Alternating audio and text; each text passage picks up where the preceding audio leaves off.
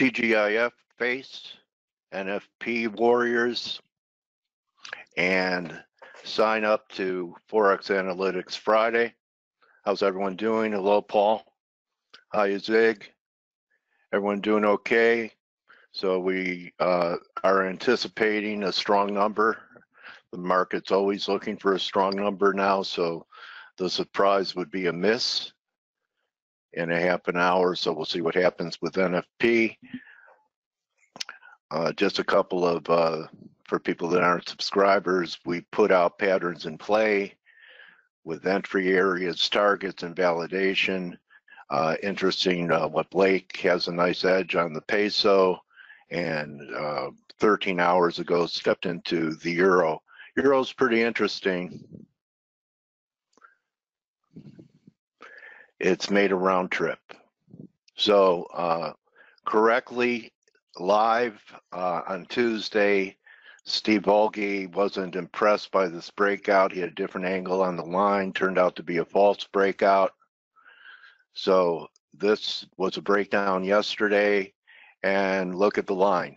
So far rejected off 1612. On that line, I'd be a little concerned if we started getting back inside the triangle for another false signal, but this didn't even last a day. This was much deeper underneath the triangle and a classic retest. So I recommend that everyone that's hearing my voice sign up. The calls are great. You have all kinds of different analysis here. You could update your own Twitter, could have your own Twitter feed here. You have everything here at your fingertips, except your trading platform. So it's really only two places you need to go. And I think they're working on something with MT4 too. Also, very important to be comfortable with where you're trading. The markets are tough enough.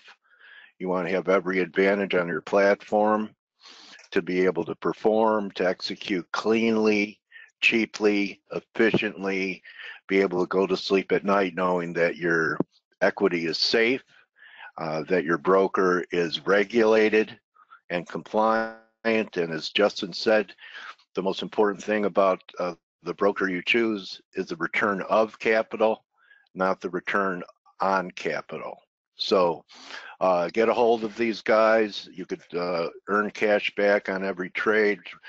If you're overseas, they have many brokers that participate in the reimbursement program. Not available for us in the US. Perhaps one day it will be when we make America great again. So NFP is really the big feature here today.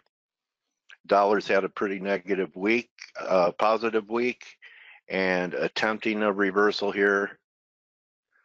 My bias is that we still get one more blow to the upside and make a new high. That's going to set up nice shorts in the dollar. Maybe we get to 96.20. And your line in the sand now can probably be brought up. We pointed out the 94.20 area this week on Tuesday being critical for a continuation of the upside. It held it like a champion, and now we're testing resistance up here.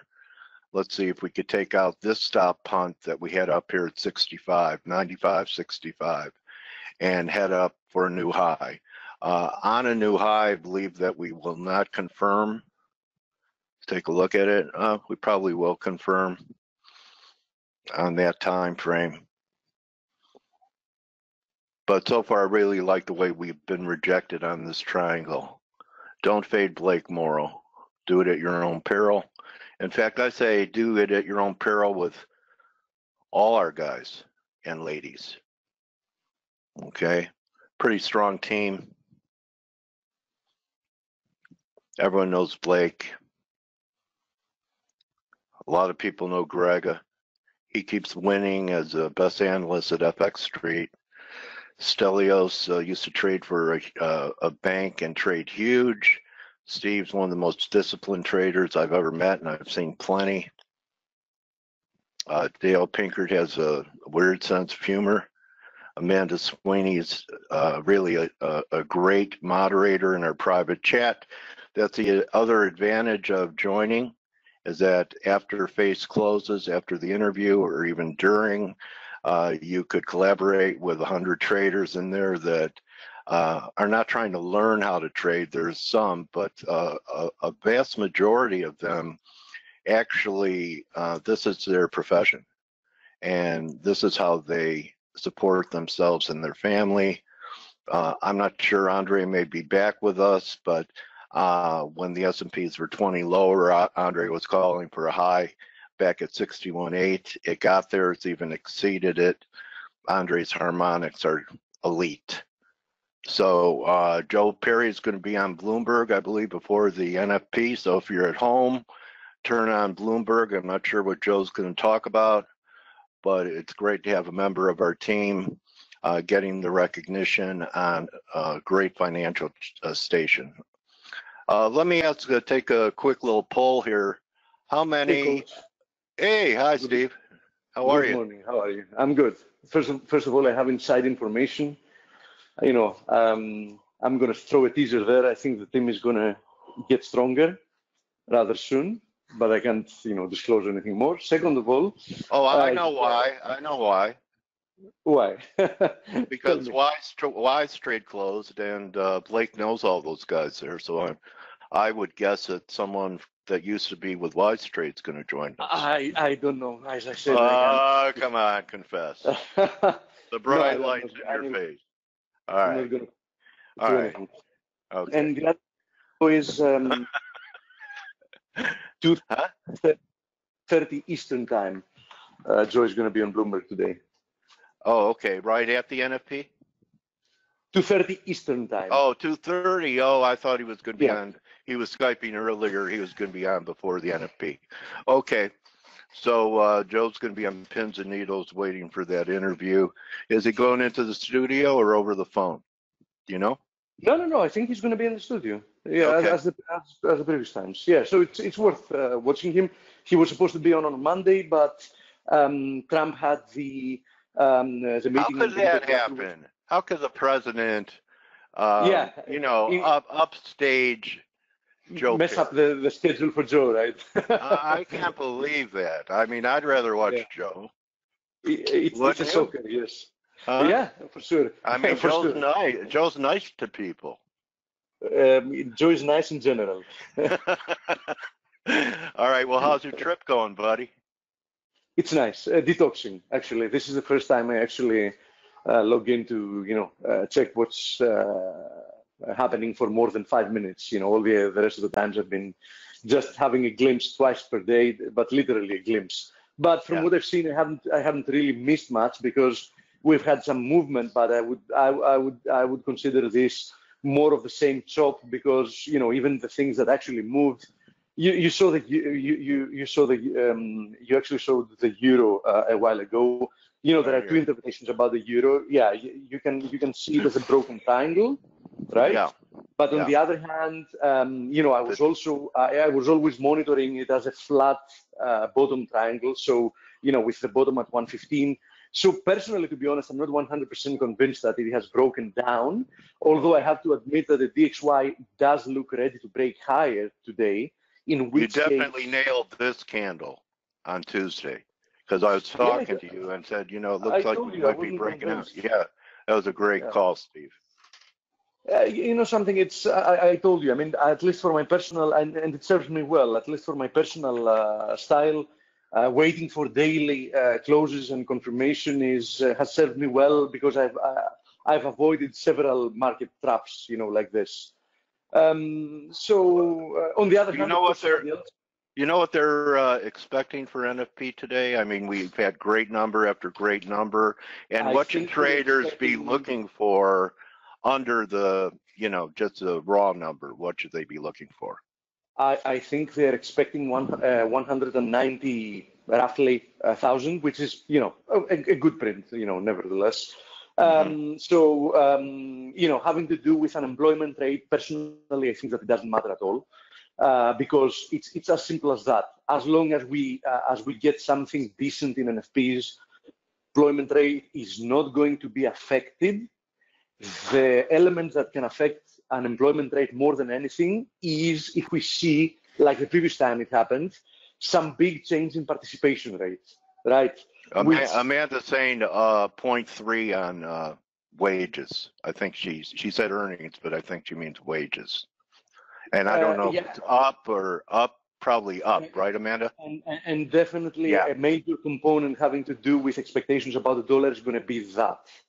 A very major component, because we all know, I mean, having to do with nominal unemployment rate, it doesn't really matter if it goes to 3.8, if it's 4, if it's 4.2, that doesn't really matter, because, you know, all those numbers having to do with nominal numbers are considered, you know, a very healthy reading. Of course, you know, I've given you plenty of times my objections about the way we now measure unemployment rate. I mean, it has changed completely since the 90s.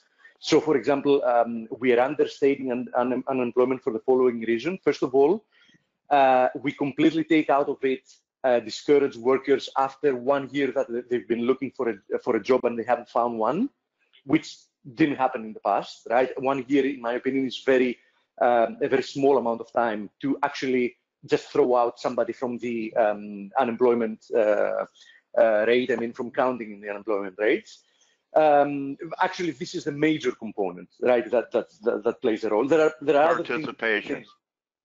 Yeah. So participation is something I'm always watching. I mean, something that could change and actually affect unemployment, as I said, is finally, for some reason, seeing you know, a pause in this relentless depreciation, let's call it, reduction of the participation labor rate. Force. It has been going on for years, right? Years. I mean, you see lower since the Great Recession. More or less, yes. It also, of course, you know, it's also affected by other factors like demographics, etc. To be honest. Anyhow, yes, wage growth. People are getting older.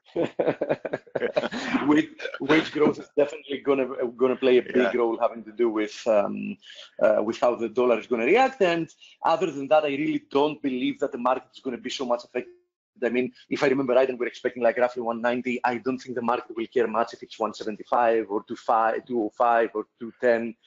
You know, unless Paul might care. What do you think? I mean, you know, it's going to go in September, so I mean, he would like all the cover possible to, you know, fight back against Trump's comments, right?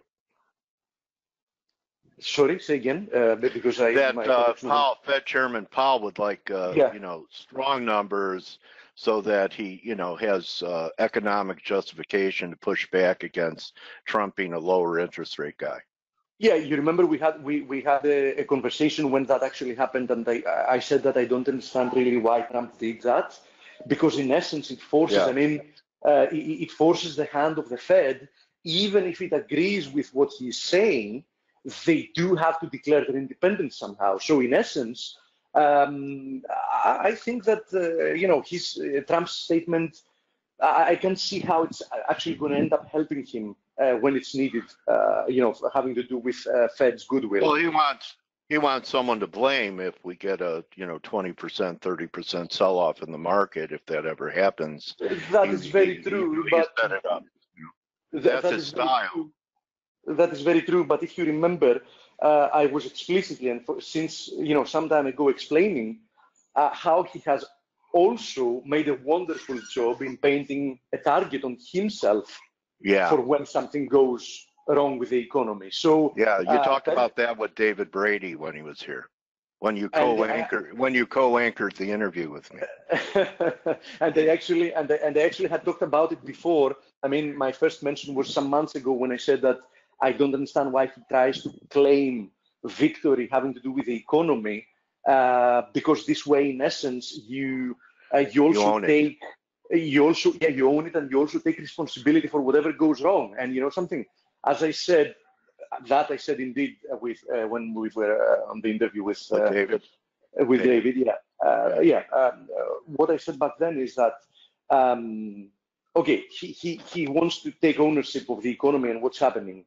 I disagree with most of the things he says about the economy, but the funny part is that he disagrees with Trump as a candidate, because Trump as a candidate was pointing, you know, to several issues that are wrong with the economy, which, you know, none of those has actually really changed. So, President Trump has made a 180 degrees turn in comparison to candidate Trump. So one of them has to be right. They can't both be right. Okay, so we have Blake wants to get to the charts. I just have one last question for you before you go jump into the sea. We've had almost a 61.8% retrace in NASDAQ and S&Ps. Do you think it's a failing rally, or are we going to new highs? I'm not really sure. NASDAQ is still holding what can end up being also very noticeably in the weekly an ascending wedge. So I have to tell you that NASDAQ is really not convincing me. I mean, Okay. I would be extremely careful with tech stocks, and especially, obviously Apple is the one that... The only one. Yeah, exactly. The only one carrying it, yeah. Exactly. If you remember, I had shown that Apple was also in a possible ascending wedge, but it actually blew through it. Probably did a throw Yeah, over. it blew through it. I mean, after the results, and the day after that, it also showed some very nice follow through. So I have to tell you that Apple is doing a great job in keeping it alive.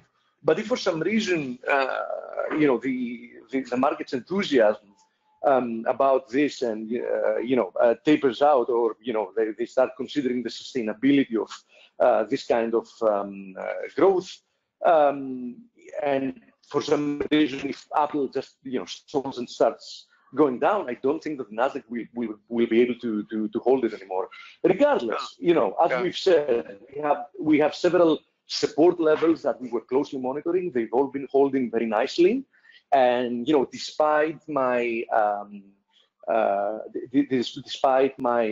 inability to be very enthusiastic about the upside, on the other hand, unless I see some specific, we had mentioned them, support levels that are critical to the trend break, I can't actually advocate being short, right?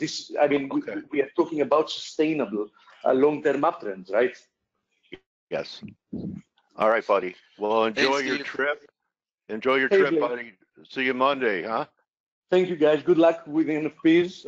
It was nice popping up and saying hello. Yeah. I hope everybody's doing great. I miss you a lot when you're not around. Don't schmooze, Dale. Don't schmooze. Don't schmooze. Oh, I'm sappy like Stelios. You are. Oh, my God. I Steve, love you. I love you, Blake. I miss you a lot when you were gone too. Steve, enjoy the rest of your vacation and get out of here, man. Yeah, beat it. All right. Beat it, man. All right. Hey, hey Dale. Hey guys. Thank you, Steve. We have just actually a couple minutes before NFP, and I'm such a pansy. I closed out. I shorted the euro last night at 88, and then I shorted more at 1607. Then I closed it at like 98 for just a couple pip loss because I'm like, I just want out of it ahead of NFP, and for a couple pip loss, and I would actually be profitable at the moment. Not saying that I'm not bearish the euro dollar.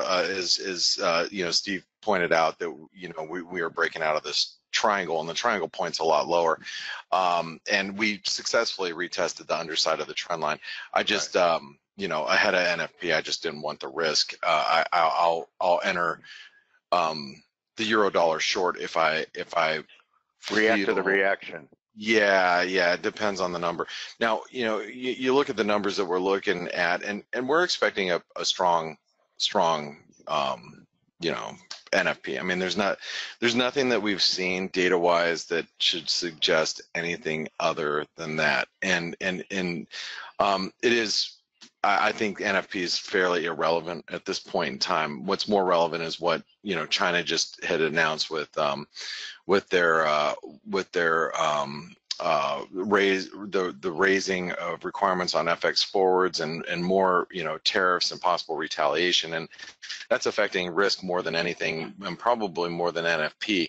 The one issue that we have right now, this is an outstanding issue, and I think it's a big issue. Give me 1 second, I'll pull it up. We have, this was the overnight daily sentiment index. The dollar index is running at 85, which is pretty. extended as far as sentiment goes, but more importantly is gold and silver are both extremely weak. And I've never seen I've seen DSIs that's below 6, but not in any of our major currencies and or precious metals. So we're at very, very low levels for sentiment. That's not to say that sentiment can't get any worse. It's just we're getting overly bearish. And gold, if you didn't see what happened with gold today, let me take you over to the gold market. Gold actually hit the bottom of our support zone. Now this support zone, this is 127% extension. Let's make sure I show you guys specifically. You can see this fib level here. It's 127% extension. We came right to just shy of it, but also right at support here. From July of 2017. So really a lot of key supports being tested in gold. Now, if gold continues to drop, then, if we break through this 1200, then we are going to 1170, which I still think is possible. It's just, we're getting a little oversold, and you're seeing a bit of a reversal in equity markets after, China says, hey, we reserve the right to continue to retaliate against U.S. tariffs and whatnot. So perhaps both gold and the dollar catch a safe haven bid. I'm not too sure. We'll find out following non-farm payrolls. But let's cover just some quick charts. I know I've just got a few minutes. So here's the euro dollar. You guys saw it. The euro dollar looks open for further losses. Now, Italian debt is raising a lot of eyebrows this morning. That was one of the reasons why the euro dollar came under pressure. Initially in European trade, we did bounce above 116, but still trading very heavy. And I think, as I mentioned to you guys yesterday, the dollar is a better long than short, and Europe's got its own set of issues. So I don't mind being short the euro dollar. I'm not short at this very second in time, but I will gladly lay into another short if I feel if I feel necessary here in following the NFP.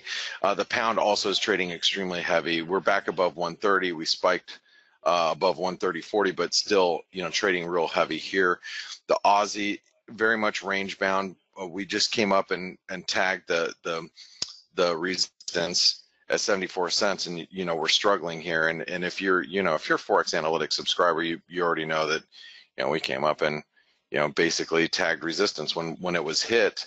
Our resistance here, alarms got triggered, notifications went flying on your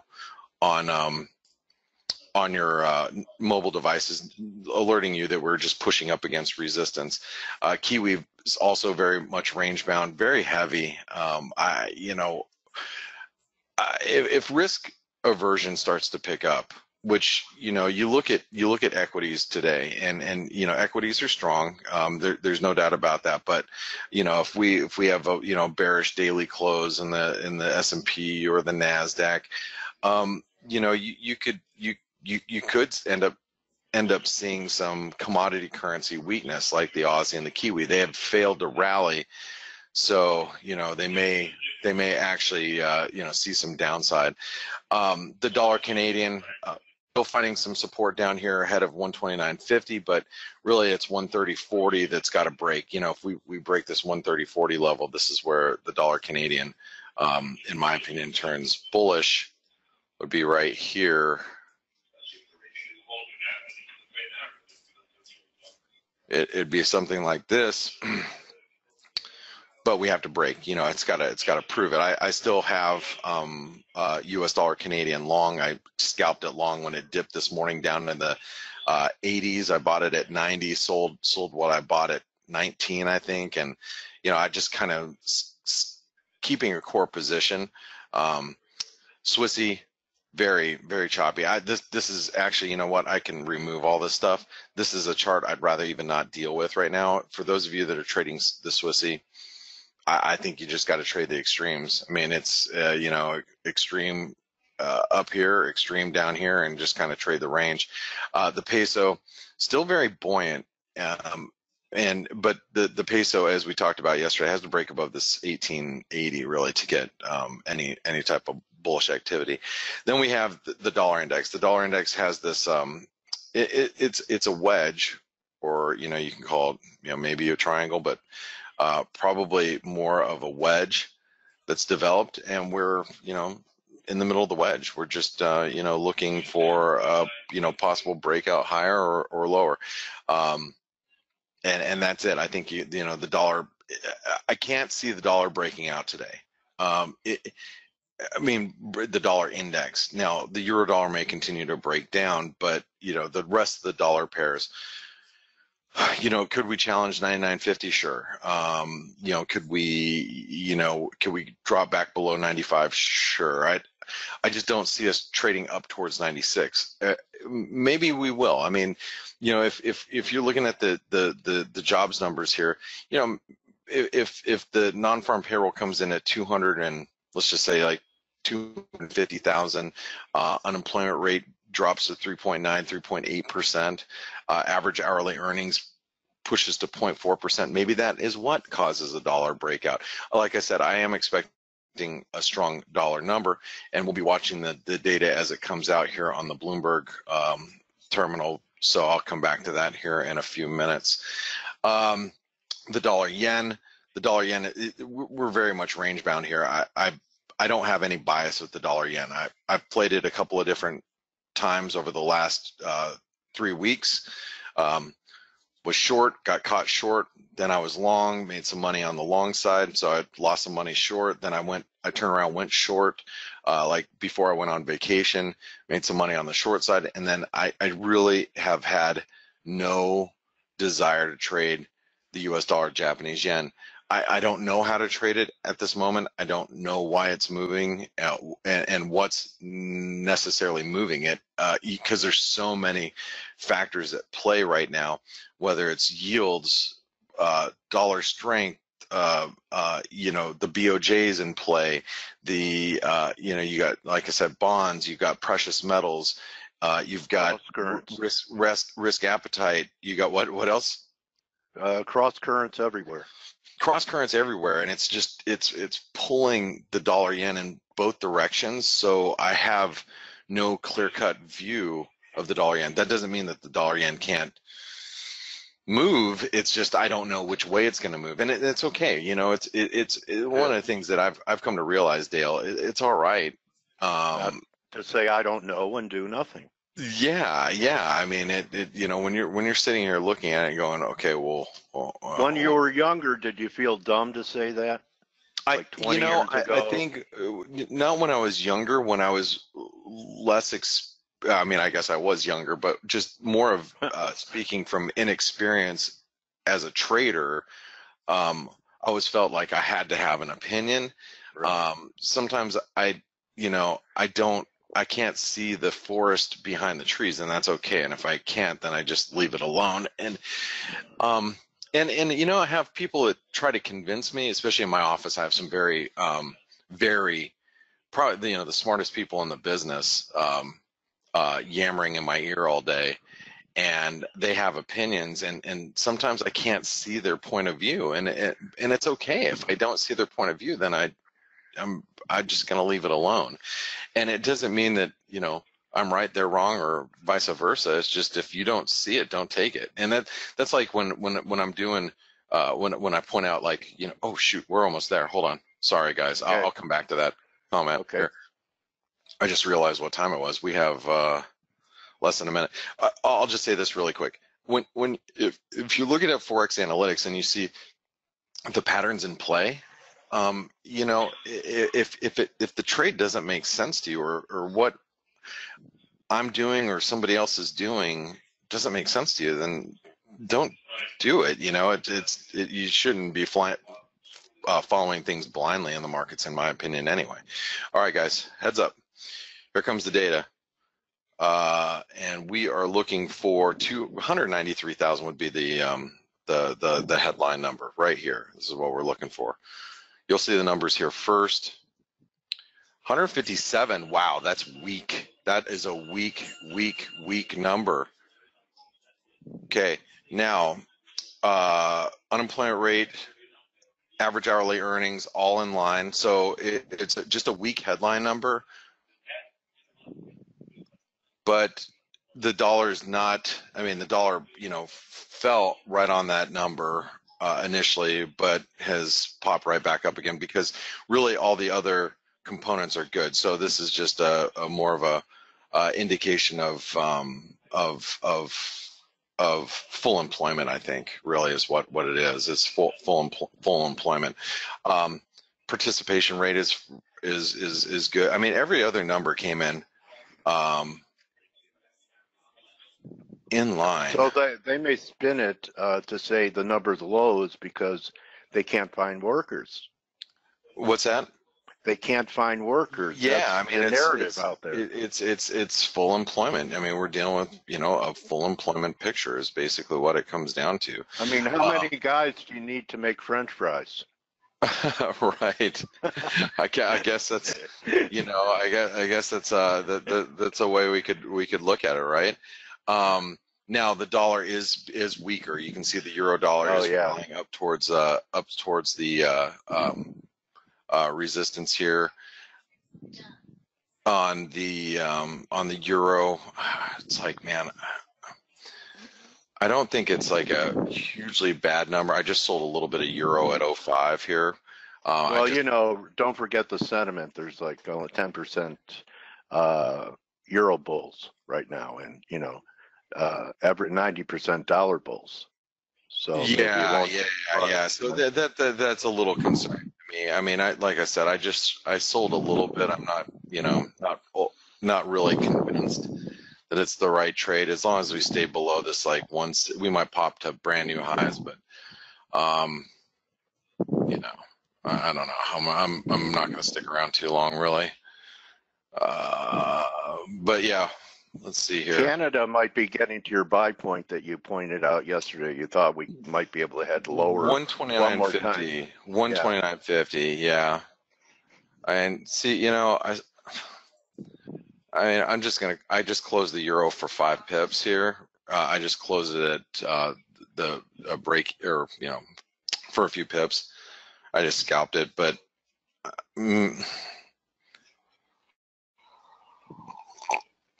sorry, I'm drinking my coffee too.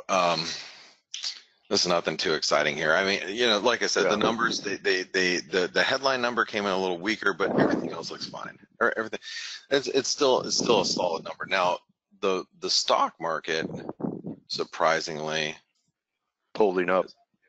Well, no, it's actually you look at that 5-minute chart. The S&P has come off just a little bit. I guess I should have stayed in that euro a little longer. We're trading at 95 now, but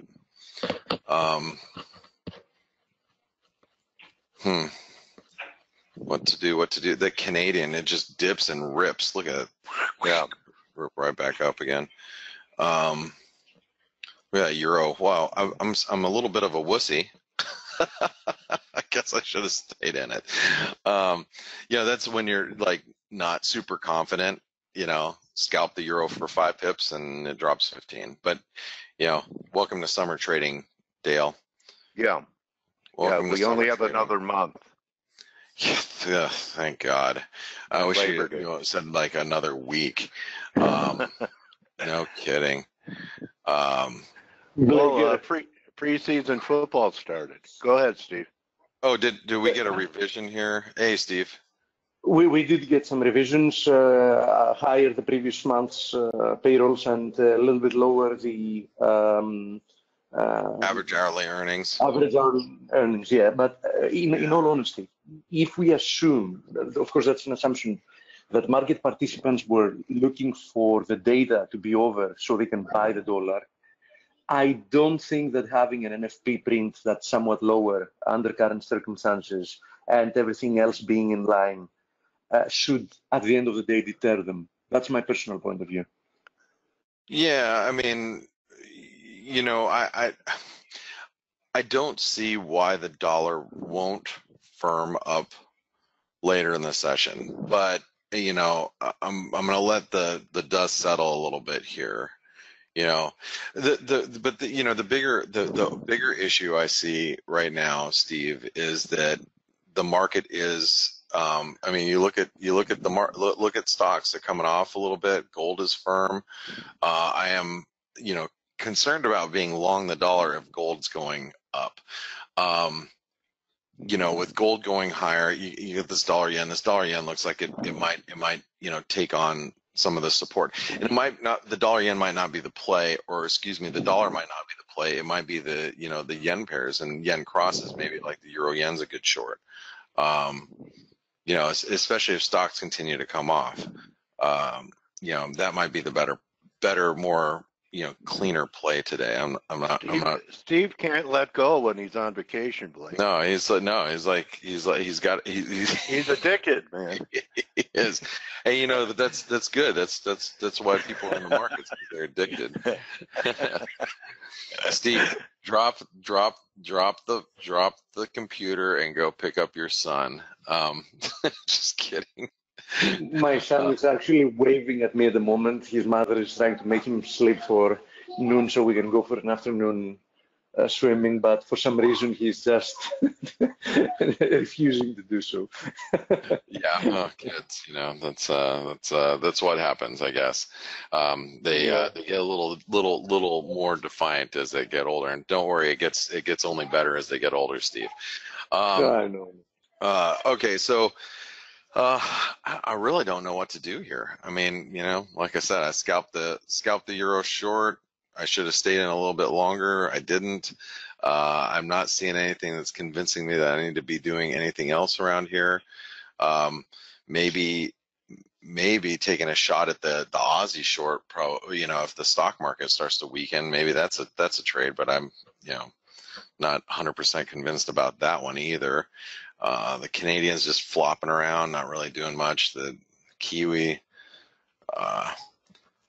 peso's just sitting here. Look at the dollar index. I mean, we really are pretty much there, following the number. We're just kind of sitting in the middle of the range. So not convinced one way or the other at this point. I think we're gonna have to take our cues from equities. I think at this stage in the game, we got to see what the equity markets are going to do.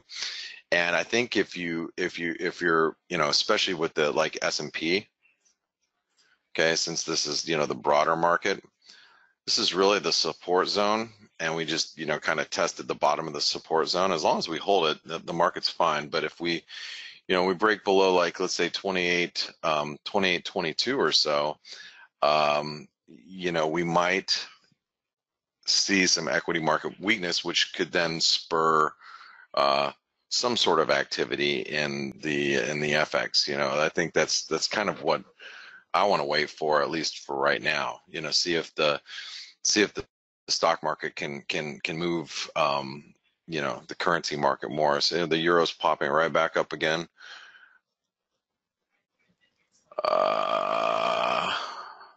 I believe Andre's with us today, guys. Is he?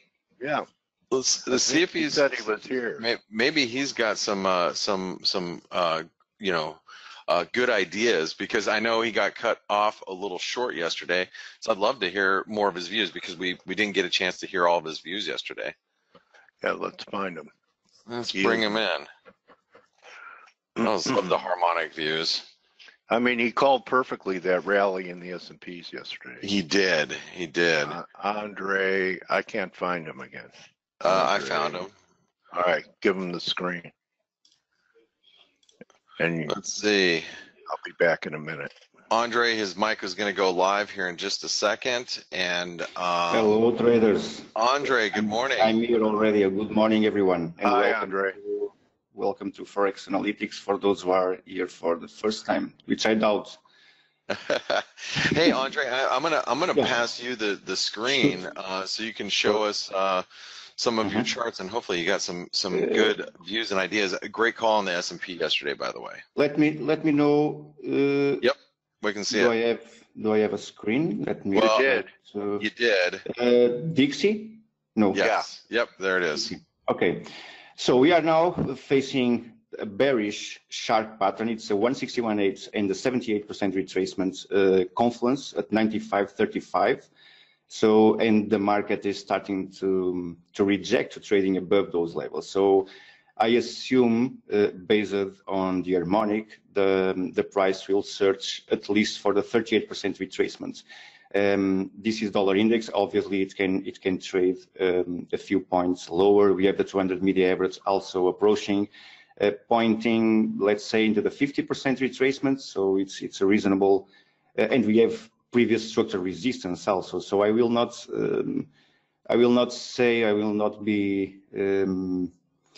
I will not enter in an extreme movements at this point, so I'm not expecting those huge movements. But obviously, when we trade harmonic patterns, we always trust on those fib levels if the pattern gets completed. So we are now facing the as I told you before, so the 161.8, the reversal extension. At confluence with the 78% retracement. So at this point we have this red shark at 224 extension here, which actually it has worked very well, and we are now facing the 78% retracement from all these swings. So I will not be surprised to see a retest to the previous structural resistance. Breaking these levels, we'll search for the 200 media average below, and obviously breaking the 61.8 the market tends to search for the previous structure support. So, and this is my vision for Dixie. Let me try to cover all those dollar pairs because I shared those charts on ForexAnalytix. So I believe some of you are already familiar with those charts. I'm trying to push those pictures here. So this is pound. Pound is trading at the 78% retracement, push it a little bit lower at 88% retracement, forging the cipher pattern. The cipher tends to complete at 78% retracement, 131. So this is the 78% retracement. From this level, I expect a 38% retracement.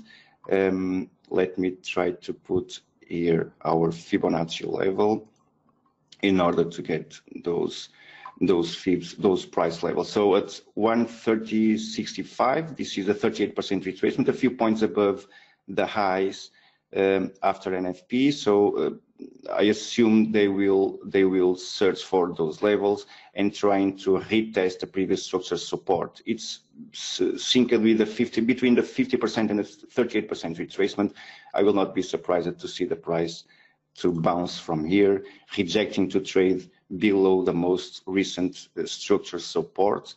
So I will not be surprised to see the price retesting those levels on cable. Aussie, as Blake has mentioned, I believe there's a lot of bearish momentum. There's more room for bearish momentum, and I will not, again, I will not be surprised to see Aussie trading lower. I'm trying to push my charts. I believe my browser is extremely heavy. Once again, I need to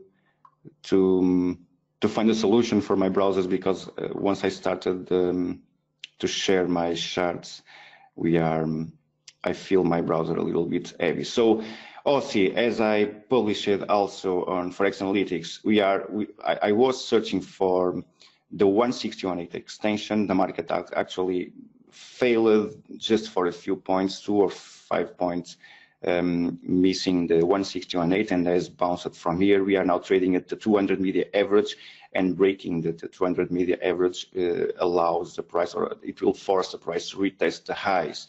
So note that we have, actually I shared this chart once the market forges these next zones. So and I believe I can show you those charts. Let me try to offer those, to check those charts. But this is the heads and shoulder, the right shoulder formation at 61.8, which allows us to create or to find a friendly risk reward for those who are trying to short term, who are trying to short the market. At this moment, I don't believe it's the best moment to do anything. I believe, at least in my point of view, I need another harmonic to trade. So this was the one I was searching for, and the market has failed to my alerts. So I set alerts on those completion points, and the market has failed to provide me that alert. So this is Aussie, again, at 200 media average, retesting the highs. I will not be surprised, but as Blake has mentioned, we have a lot of room below well, where the price can sink. Kiwi, very interesting one. Let me try, in the meanwhile, let me try to push those charts published. And this is Kiwi. Kiwi at 0.6738, 127 extension. This is the Gartley pattern. The Gartley finish completes at 127 extension. Usually we try to search for confluence between the 127 and the 78% retracement. If there's a perfect confluence between those two levels, even better.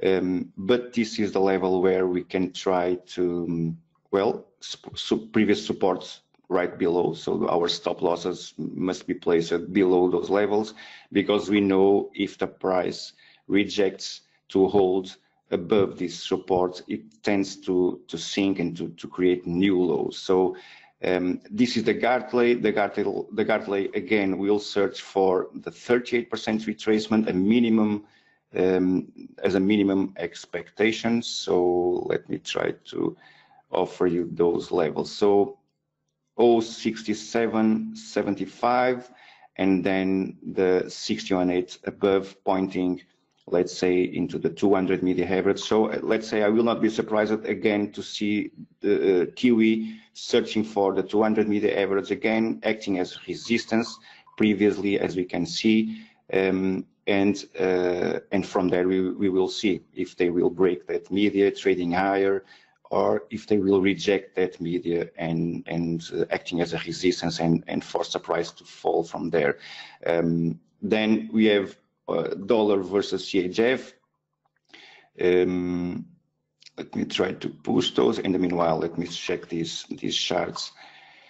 My browser is extremely heavy. I have a lot of things here, and I'm trying to. Okay, Dale and Blake, of course, you can interrupt me if necessary.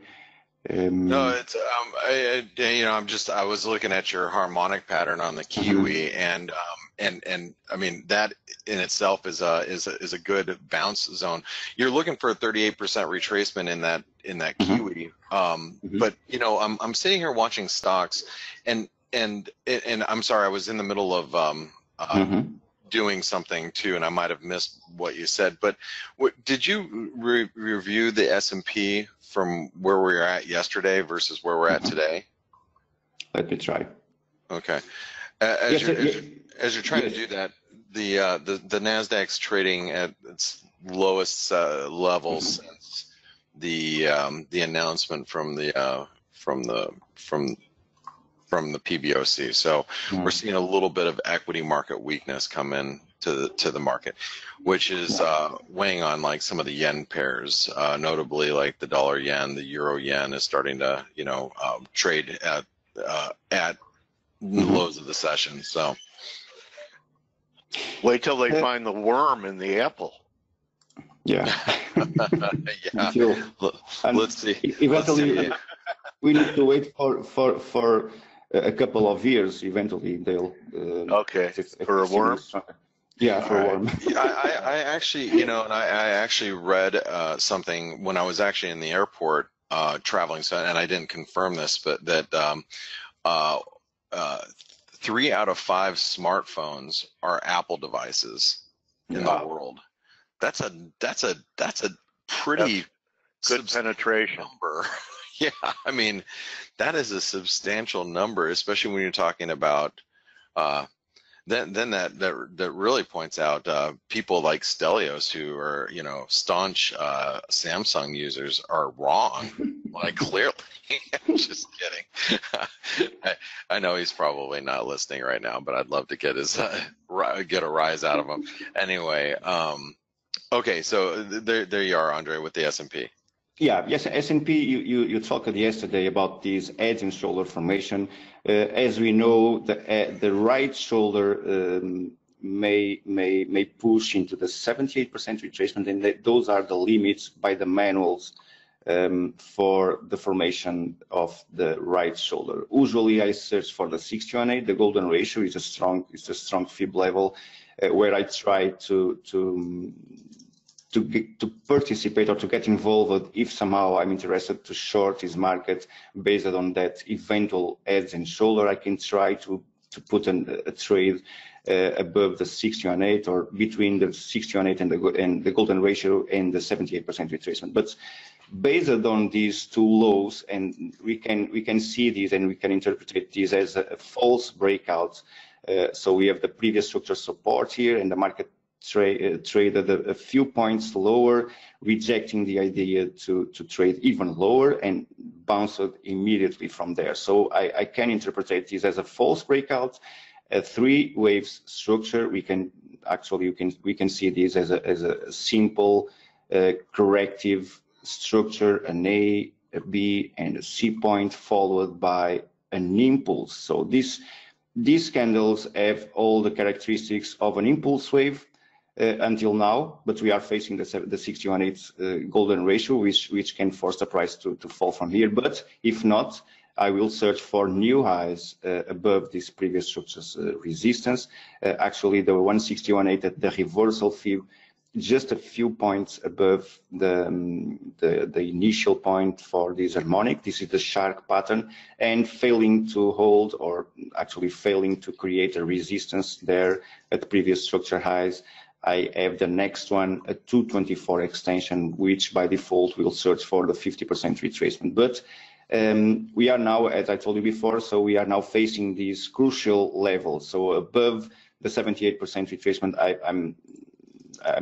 will not say that I'm sure about it, but there's a huge probability to trade even higher. Rejecting to trade above the 60-1/8 will force the price, or eventually it may force the price to retest the lows. So at this moment, again, the 60-1/8 decisions must be made from these levels. So let's say we have a range between the 78 and the 60-1/8. Which we need to wait for to see if the market will trend higher or lower. And I don't know if that answers your questions, Blake, related to S&P. So those are my expectations for this pair. Let me try also oil. It does actually, but I was going to say I'm not sure if we're going to form a head and shoulder pattern there. Oh, I'm not sure even now, because usually I try to search for the right shoulder, and let me try to go back. The right shoulder, I search for the highs respecting the highs of the left shoulder. Let me try to get that image clear for our members and our visitors. So let's say this is our next zone here. Right. So this is our next zone. This should be our left shoulder. And usually we search for the highs of the left shoulder respecting the highs of the left one. So I don't like to see the right shoulder being formed above the highs of the left one. But sometimes the market will not offer us the same way the market will not offer us horizontal neck zones. Sometimes we have ascending necks or descending necks, and right shoulders formed above the left one. But usually, and if for those who are searching for criteria, I have a few. So I have one of the criteria that I like to search for the heads and shoulder formation is exactly that: the right shoulder being formed below the highs of the left one. So at this point, we are trading above. This impulsive movement suggests more upward movement. So, but obviously we are never. It's not granted. I trade what I see, and I can't see anything at this moment to trigger any type of position unless that 68, that 68, 60-on-8, the golden ratio for those who are trying to get involved in a short. At least will provide a friendly risk reward, because we know if the market trades above those highs, we'll increase the probability to trade even higher. So stops above and one attempt to go short from there. But again, attention to this impulsive movement, because it can provide us just a small pullback and then a new high. Right. Yeah. For dollar versus CHF, let me try to get faster view there. And I'm sorry for those who are here, because my browser is actually extremely heavy. So Aussie versus CHF, I was expecting another sharp pattern to be printed at 160.18, 98.66, and that was the level I was searching for, but they have bounced. The price has bounced from here. We are now trading above the 200 media average. It's a support. Breaking these 200 media average should force the price to sink a little bit. This is a 4 hours time frame chart. This is the previous structure resistance, 99.05. So I will not be surprised to see CHF retesting this previous structure support. But in terms of harmonic, we have none at this moment. I was expecting the creation or the formation of those ones, but the market has failed. CAD, also another one, very interesting one. Let me try to push those. In the meanwhile, let me show those who are here for the first time what we can get from our platform at ForexAnalytix. So at least I'm trying, but I'm not sure if I will. You know what? Yeah. Really quick. Has your formations? Have you? If you get a chance, can you take a look at the cable, because the cable. I had one of our viewers, Andy, was looking at the pound and looking for a turn, and he had thought he saw. Let me go find his question really quick. He was looking for Gartley on a 4-hour cable chart when we hit the 130 level yesterday. Obviously, we're holding it around here, around the 130, but you know, do you see like some sort of Gartley pattern developed with the cable here? Well, we have this cipher pattern. It's a bullish cipher, not a Gartley. Okay. Because the Gartley requires this wave to achieve the 60-on-8, and the market has failed to achieve that criteria. So if the market somehow falls from the highs and push it into the 60-on-8 and then push it again into the golden ratio. So what I mean is I need the price to fall into the 60-on-8 retracement, then I need a fast pullback into the 60-on-8 again, and I believe the market is there. The market has printed that right shoulder at the 60-on-8 retracement. So we have, if the first wave, the first pullback, achieve the 60-on-8 and followed by the 60-on-8 again, so we can talk about the possibility for the Gartley pattern. But the market has failed that criteria, and it has printed the cipher. It's almost at the same price level, but they are different in terms of harmonics. They are different harmonics, so they require different fib ratios, no? But again, the pattern is printed at 31.31, and as I told you before, so my expectations is to see the price to retest the previous structure support, but we need to wait for that. But the pattern is printed, 88% retracement right below.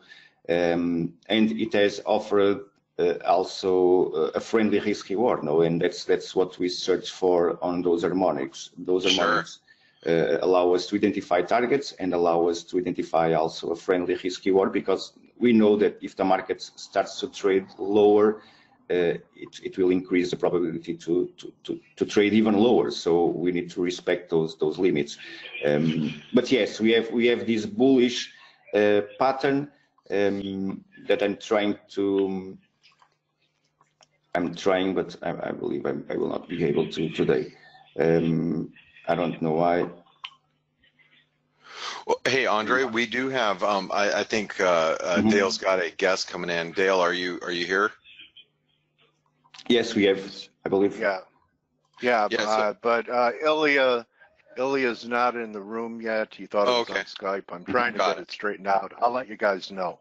Sounds good. Okay, so continue on, Andre. I just want to make sure. This was the chart, and again, I'm terribly sorry because my browser is extremely heavy. So, but this is cable at 130, 137. So, and at this point, I was expecting, okay, the market will print me the right shoulder formation at 61, and then will fall. Obviously, it's never granted. But based on the price action, we can try to make some assumptions. And so if the market do something, we execute our trades if something happens. So, but we need something. I need a pattern. I need a motive to trade. And that said, this was my expectation: the right shoulder formation at 131, and then a fall into those fib levels, crucial fibs, in order to remain above the previous support, or breaking those levels will trend lower. And we have a lot of those dollar pairs on similar printing similar behaviors. Obviously, they are somehow correlated. This was Aussie, another one that I was expecting the right shoulder formation, and as you can see, we have here the right shoulder being forged at those levels. Let me try to push. Our guest is here, so why don't you wrap it on this next one, buddy? Okay. Yeah, this is the last one, just Aussie, because Dale has mentioned it. So as you can see, that right shoulder formation I was expecting to be formed at 61.8 retracement. The market respected those levels, forged the right shoulder at the 61.8, and then forged and synced into almost the 161.8 extension, printing the shark pattern.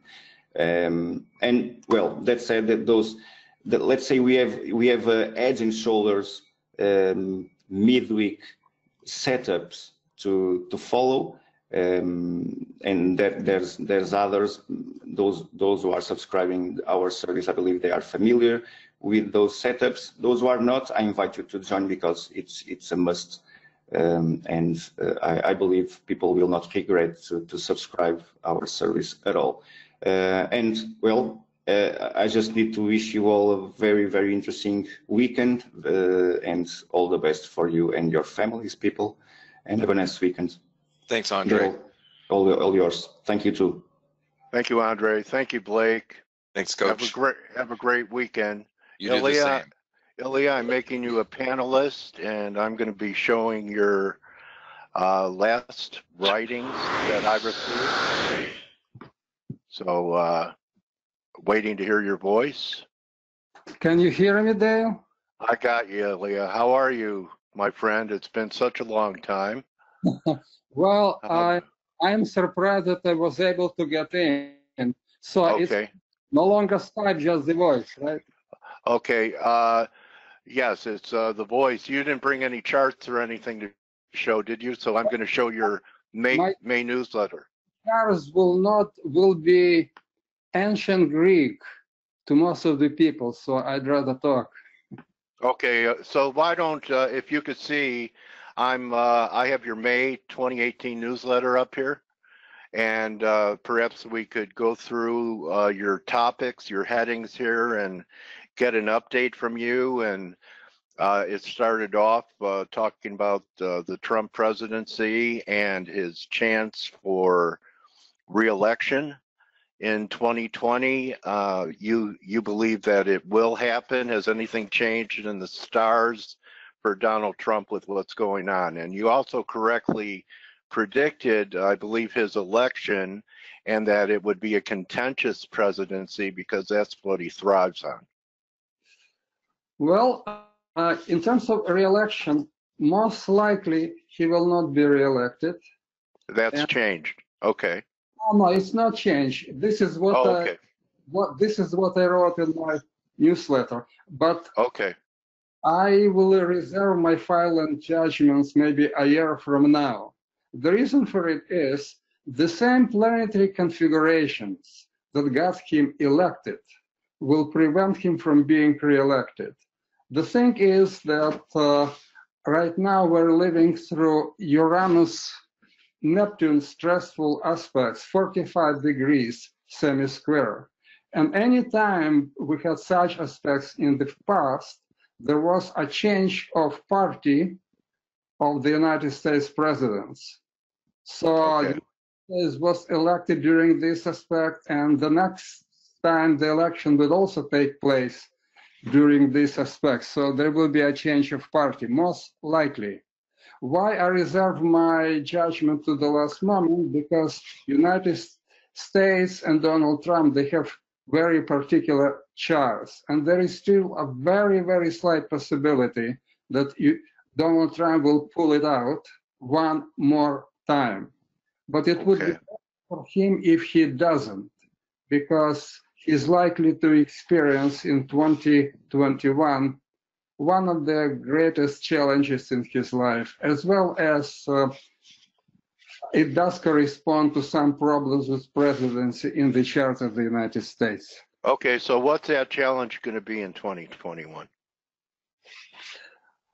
In 2021, most likely two possibilities: legal challenges and health issues. Okay. All right, so it's personal, it's not geo. He will not be impeached. There are two things. It is personal, and at the same time it does correspond to the chart of the United States. To give you a hint of what it is, under similar planetary conditions and the same position of Pluto, which will take place in 2021, United States impeached King George. So the position of Pluto would be exactly at the same place as at the writing of the Declaration of Independence. Oh, interesting. Okay, so it's based on our chart is based upon the Declaration of Independence. So why don't we, any view on what might happen here in the midterms? They're just a few months away. I did not study midterm elections in the past, so I do not have any opinion on the subject. Okay, gloom without doom. So update on that topic that I'm showing. The post-election syndrome. A lot of people were upset about the election, but you know, the markets exploded on the election. So they called it the Trump rally. Yeah, in terms of gloom without doom, as I have written previously a few times, actually more than a few times, Uranus-Neptune semi-square, it is a stressful aspect, but it is not especially stressful. But what it does, mostly because of the influence of Neptune, Neptune is a planet of Hollywood, it's a planet of movie industry, it's a planet of imagination, creativity. So with negative aspects from Uranus, it creates an impression, it creates a theater, but it is not able to create a really terrible disasters on a grand scale, more like minor disaster, like lone terrorists and individuals prone to psychotic breakdown do some kind of terrorist actions, but not really major. No 9/11s. No, Okay. no, All right. nothing even close. So Okay.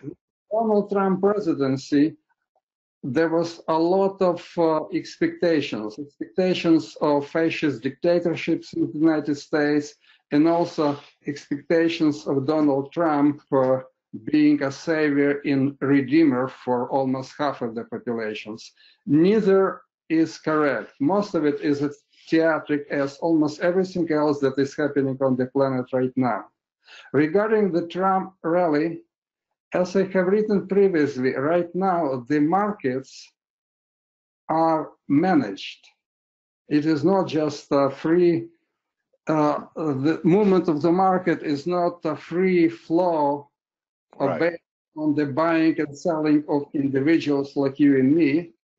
But central planning, the central banks, the BOJ owns stocks, they own ETFs, they own the stock market, which has never happened before. Well, so this is more like a psychological explanation. Astrological explanations, there are two influences that are affecting the market, two major influences, and more will come in the future. So at the present, as I mentioned earlier, Uranus-Neptune semi-square. In the past, at the time of Nixon in 1972-74, I believe, there was a fairly severe recession with the market going down 43%. So this is the influence on the negative side of the market, pulling the market down. There is another positive influence. There is an asteroid Chiron. I didn't write much about him before because I learned about it fairly recently. This Chiron is fairly small, but its influence is fairly strong to the point that most of the United States prolonged run away bull markets like the one from 1922 to 1929 and the one in the 1980s. They occurred during the positive aspect of Chiron to Uranus. At the moment, we have, again, this positive aspect from Chiron to Uranus starting in 2008 and ending in 2024.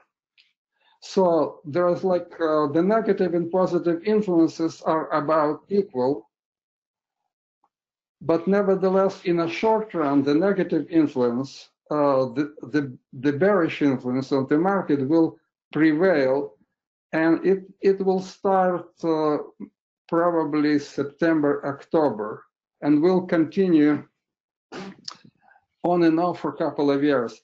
It's not going to be a severe recession. The recession will be so mild, and with the influence of theatrical Neptune, the present government, people who manage the market, that might be able to explain it away, and we will not see it as numbers on the screen. But economical difficulties, not severe, mild, are likely to persevere for a couple of years. The reason for it is that we also have the influence of Saturn. Saturn will enter the United States second house of money. And I trace this in the course of the whole United States history. Anytime it happens, there is an economic downturn. The last time it occurred in the early 1980s, and then before in the early 1990s and early 1980s. And when's it going to begin this time? It's going to begin in a couple of months down the road. Okay, the fall. Possibly beginning of next year. If you give me a minute, look at my books, and we'll tell you more or less. Yeah. All right, and while you're doing that, Ilya, you know, I know that you and your girlfriend, your wife, moved down to Argentina. What was it like living through a currency crisis down there? Well, nothing. It was like nothing because you had dollars? Argentina is a unique place in terms of the currency. It is the only country in the world that can function with a inflation of like probably they have between 30 and 40% a year. And there was a time that they had 1,000% a year inflation. Like and Venezuela has 1 million? No, they never had 1 million. Oh, I thought they had 1 million now. Venezuela does, but I did not study Venezuela much. Oh, okay. All right. So during that currency crisis, people, what was it like? Prices are running. For us, with American dollars, the life is very good. Okay, because you had dollars. Okay. Well, is it easy for Argentinians to get dollars, or are they buying cryptocurrency? They don't to survive. No, at least people I know do not buy cryptocurrency. They buy dollars. With the present government in Argentina, they can exchange the pesos for dollars, and this is how they save. This is how they use of their capital. Okay. Like as I looked, it's likely to start as early as January, but it does not, like with astrology, it is not an exact shift with Saturn entering the second house of money in the US chart. So it may the influence. The stock market is likely to give signals of going down in a month or two, because there are other planetary influences that are too long to explain. And also, when Pluto will make an exact conjunction to Pluto in the US chart, also, most of the time in the US history, we had economic downturns. But as I mentioned earlier, it will be fairly mild. Okay, so fairly mild. I know that you've been, as of our contact, you were accumulating precious metals. How do you ride out and when your work tells you something and the market's doing something else? How do you maintain your conviction to stay with a position like that? Well, I don't follow your principle. Once you wrote that if you cannot change your mind, soon you will have no change. Oh, W.D. Gann, yeah. I'm still in gold, and the reason I am in gold, that under similar configuration between Uranus and Neptune in the 1970s, the gold went up dramatically. And also there was... Well, you have to admit, from where it was, say, almost 1,400 to now being, 1,200, that's a pretty good decline. Actually, the top was, I think, close to 1,900. Oh, that was in 2011. But even this year, it was 1,360, 1,380, and it's been downhill since then. So do you have any price levels that you pay attention to? I cannot determine the price level. Well, it is possible. I have not done it. I'm still certain that the gold will go up in price, and the reason it is going down, even though by all logical... Because that's being managed too, like the stock market? I read, I don't have enough qualifications to give you a convinced reply that I really studied the economic and mechanics of it. But what I do know that Neptune is a planet of illusion, and I believe that it is the people who manage gold, they're making an impression. But I don't think that under the future astrological influences from the planets, they will be able to maintain it. And also there is something that I know psychologically, that I did consult a few people with the same psychological profile as those who manage the market. These people are daring. They're very courageous. They will not miss an opportunity to allow the market drop, because this is how they make money, to buying low. And the same way, they will not miss an opportunity to allow the gold to jump up again in order to make money. And this is where I believe they're going to make a mistake, because they believe themselves invincible and invulnerable. And at a certain point, they won't be able to control the market. Okay.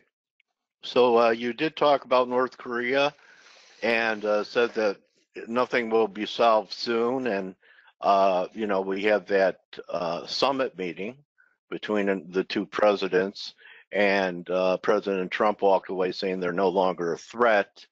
Do you think they're still a threat? I don't think they have ever been a threat.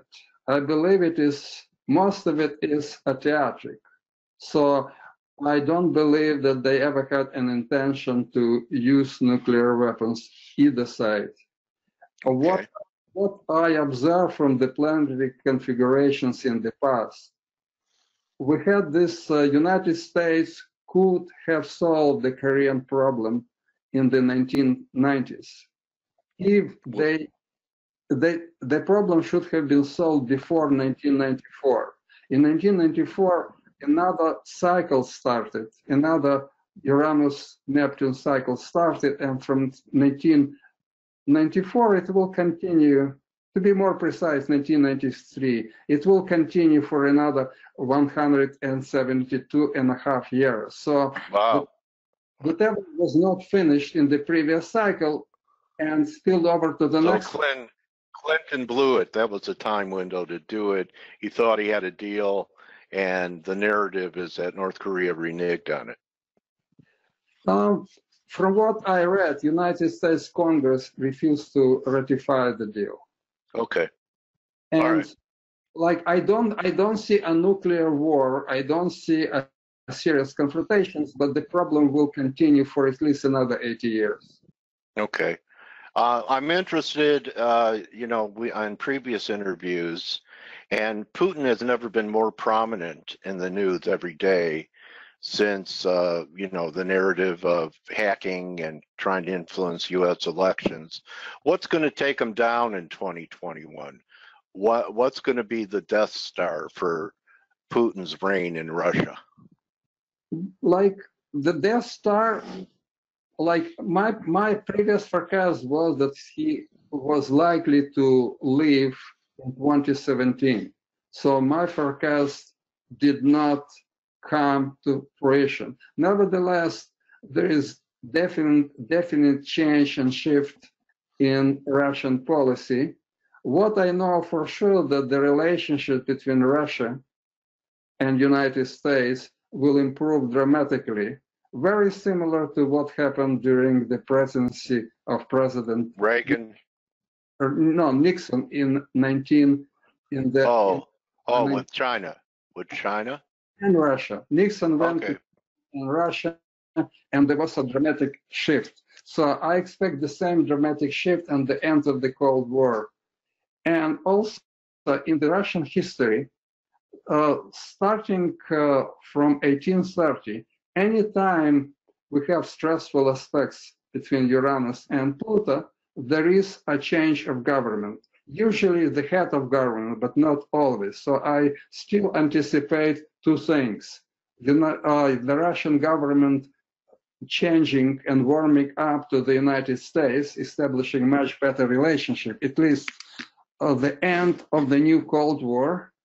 And also I expect a change in government. So even if Putin stays in power, it would be a different Putin with a different policy. I'm reasonably certain about it. Okay. And anything else you want to touch upon before I let people know? I'm getting some people want to know how they could contact you. So here's Ilya's website, www.astroeconomiccycles.com, and there's also an email that you could go to. And you published a book Yes. since we last talked. You want to talk about the book and how people could get it? The book is Impeachment or Not, Future of Oh, okay. Presidency and Astrological Forecast. Okay. The contains, Did so- Alan Dershowitz read your book before he wrote his? say it again? Did Alan Dershowitz read your book before he wrote his about not to impeach? Alan Dershowitz, the Harvard professor, attorney. I never. Okay. Well, I'm I- saying maybe he read yours, Ilya. That's what I'm saying.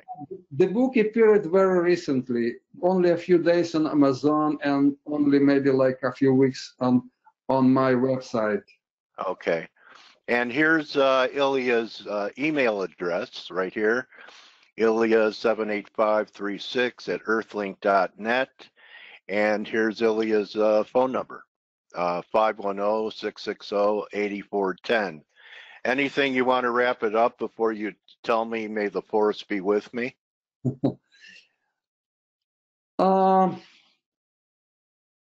We should not fear Russia. Russia is on the decline. All these Russian actions right now is part of the theatric. Okay, how about China? China is not on the decline. China is a future power, but the decline of the United States in relationship to its political influence in the world will not be dramatic. It will be just a slow decline, as was the decline of Great. Okay. Well, really was a pleasure talking to you, Ilya. It's been a long time. Let's do this again, maybe down the road, sometime in the fall or winter. All you have to do is contact me and let me know when you're available. And you could even do this from Argentina as well. All you have to do is click the link anywhere on the globe and we could have a discussion together. So thank you very much for sharing your ideas and your work with us today. And great talking to you. Great talking to you, Dale. May the force be with you. Thank you very much, Ilya. And this is where you guys can contact Ilya. It's all right there. Take a screenshot. And that's a wrap for the week, everyone. Enjoy your weekend, do your homework, and remember, don't just count your pips, count your blessings, and we'll see everyone on Monday. Bye-bye. Adios. Bye-bye, Ilya. May the force be with you too.